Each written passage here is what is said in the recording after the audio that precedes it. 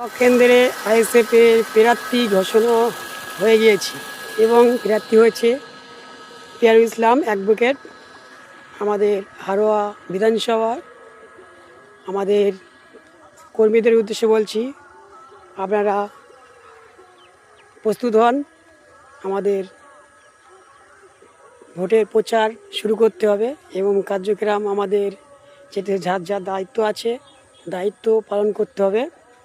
আমাদের আইএসএফ 121 হারোয়া বিধানসভা পিয়ারুল ইসলাম এবং নওশাদ সিদ্দিক, পিরজাদা, প্রাণপুরুষ আব্বাস সিদ্দিক পিয়ারুলকে প্রার্থী হিসেবে আমাদের কাছে দিয়েছে উপহার।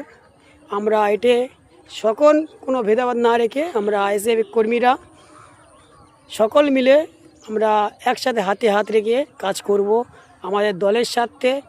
আমরা ক্যান্ডিডেট, আমাদের পিয়ারুল ক্যান্ডিডেট না, আমরা সকল ভোটাররাই সবাই ক্যান্ডিডেট, ঠিক আছে? আমরাই সবাই জিত, পিয়ারুল জিত মানে না জিত না, আমরা ভোটাররা জিত মানে পিয়ারুল জিত।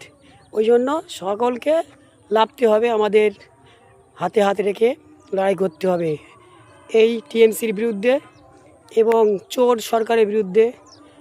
অত্যাচার, গরিব মানুষের ঘর হক মারার ছাড়া করেছে, তাগা বিরুদ্ধে আমরা নামবো। তাছাড়া আমাদের উদ্দেশ্য ওটাই। ঠিক আছে, থ্যাংক ইউ।